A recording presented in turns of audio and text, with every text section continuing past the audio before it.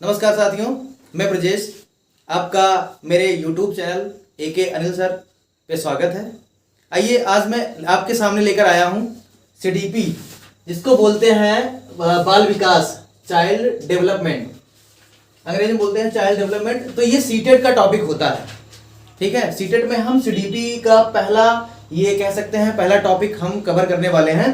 तो इसमें हम अब अभिवृद्धि और विकास, जिसको हम बोलते हैं ग्रोथ, अभिवृद्धि को या वृद्धि भी बोल सकते हैं आप, और विकास का मतलब होता है डेवलपमेंट, ठीक है। तो दोनों में अंतर जानेंगे कि अंतर क्या होता है, कि मतलब इसमें से क्वेश्चन बनते हैं और अच्छे बढ़िया क्वेश्चन बनते हैं।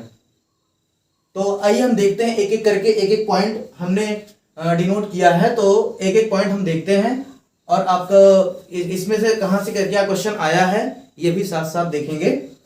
तो सबसे पहले हम देखते हैं अभिवृद्धि, जो ग्रोथ होती है जब हमारे शरीर की संरचना या आकार बढ़ना शुरू होता है, उसे क्या कहते हैं? वृद्धि कहते हैं। कहने का मतलब कि वृद्धि वह होती है जैसे शरीर में मतलब लंबाई बढ़े, चौड़ाई बढ़े, वो होती है वृद्धि भैया। और जब हमारे मानसिक, सामाजिक, संवेगात्मक तथा बौद्धिक पक्षों में परिपक्वता आती है तो क्या होती है? उसे क्या कहते हैं? विकास कहते हैं। मतलब मेच्योरिटी आती है, अंग्रेजी में परिपक्वता को क्या कहते हैं? मेच्योरिटी कहते हैं। तो इसमें क्या होता है? मानसिक रूप से उसका विकास हो, सामाजिक रूप से हो, और क्या हो? संवेगात्मक रूप से और बौद्धिक पक्षों का विकास हो, तो वो क्या होता है भैया? विकास। मतलब कि परिपक्वता, इसमें वो अच्छे से जानकारी हासिल उसको हो जाती है, मानसिक रूप से उसका विकास हो जाता है, तब क्या होता है? मतलब उसमें परिपक्वता आ जाती है, तो उसको विकास कहते हैं। अब बात करते हैं, वृद्धि का स्वरूप बाह्य होता है। मतलब इसका स्वरूप क्या होता है? बाह्य होता है। मतलब जो कुछ भी वृद्धि होगी वो अंदर नहीं होगी, मतलब बाहर ही होगी। अगर लंबाई बढ़ेगी तो लंबाई आपको भी लगेगा कि हाँ मेरी लंबाई थोड़ी बहुत बढ़ रही है। अगर आपकी चौड़ाई बढ़ रही है तो आपको लगेगा कि हाँ थोड़ी बहुत चौड़ाई मेरी बढ़ रही है। तो ये बाह्य स्वरूप होता है किसका? तो वृद्धि का। विकास का स्वरूप आंतरिक एवं बाह्य दोनों होता है। उदाहरण में हम ले लिए हैं मस्तिष्क और भाषा ज्ञान। आइए इसको समझते हैं कि ये आंतरिक और बाह्य कैसे होता है। मतलब आंतरिक रूप से, अंदर रूप से, मतलब अंदर अगर देखा जाए तो वो भी परिवर्तन होता है विकास में, और बाह्य रूप से भी हो सकता है। जैसे कि मस्तिष्क, अगर मस्तिष्क का विकास होता है तो मस्तिष्क का विकास आप देख नहीं पाएंगे, मतलब वो अंदर से ही मानसिक रूप से होता है। और भाषा का ज्ञान, जैसे भाषा का ज्ञान क्या है? तो ये होता है आंतरिक रूप से। मतलब कि आंतरिक रूप से तो ये होता है आपका मस्तिष्क वाला, और बाह्य रूप से आपका हो गया भाषा का ज्ञान। तो भाषा का ज्ञान आपको कब होगा? जब आपको आंतरिक ज्ञान हो जाएगा, तब आप अच्छे से बोल भी पाओगे, और अच्छे से कोई चीज व्यक्त करना है किसी के सामने तो आप अच्छे से व्यक्त भी कर सकते हैं। आइए आगे देखते हैं। अब इसमें जैसे मैंने कहा कि लंबाई चौड़ाई ये हो गया, उसके बाद वृद्ध का हम मापन कर सकते हैं। वृद्ध का मापन कर सकते हैं। और यहां है कि विकास जीवन भर चलता रहता है। विकास क्या होता है? निरंतर, लगातार चलता रहता है। विकास हमेशा चलता रहता है। जैसे कि अब यहां अगले पॉइंट में हम वृद्धि में लेते हैं, वृद्ध में लेंगे। जैसे यहां दिया गया है कि वृद्ध का हम मापन कर सकते हैं। जैसे किसका किसका मापन कर सकते हैं? तो भार का कर सकते हैं, और लंबाई को हम नाप सकते हैं। और वृद्धि में क्या कर सकते हैं? वृद्धि क्रम के अनुसार नहीं चलती है। वृद्धि जो होती है वो क्रम के अनुसार नहीं चलती है। और यहां विकास क्या होता है? विकास में निश्चित कर्म होता है। उदाहरण में हम ले लेते हैं, हमें अपना जितना विकास करना होता है उतना हो जाता है। मानसिक विकास, सामाजिक विकास जितना हम चाहेंगे उतना ही होगा। मतलब अगर देखा जाए तो सामाजिक विकास जितना हम चाहेंगे उतना ही होगा, लेकिन जो हमारा मानसिक विकास है वो हम जितना चाहेंगे वो उतना हो जाएगा।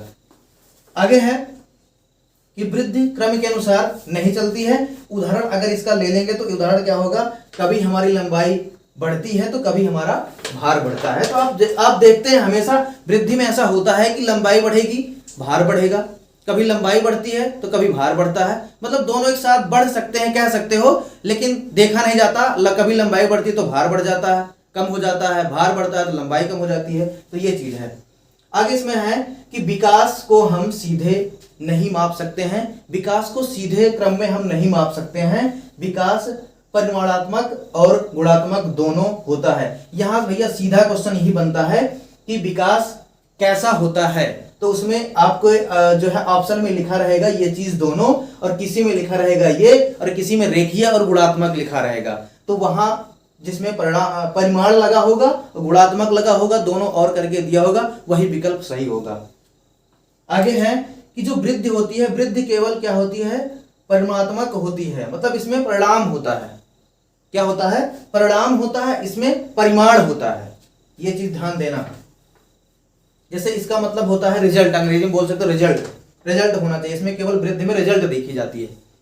आगे है वृद्धि होने से विकास हो भी सकता है और नहीं भी हो सकता है। आइए उदाहरण में हम देख सकते हैं, जब कोई व्यक्ति मोटा होता जा रहा है तो उसकी वृद्धि हो रही है, परंतु ये जरूरी नहीं है कि मोटा होने से उसका क्रियात्मक विकास भी हो। मतलब अगर कोई व्यक्ति है वो अगर मोटा होता जा रहा है तो जरूरी नहीं है कि उसकी बुद्धि भी अच्छी होती जाए, उसका क्रियात्मक विकास भी हो, ये चीज जरूरी नहीं है।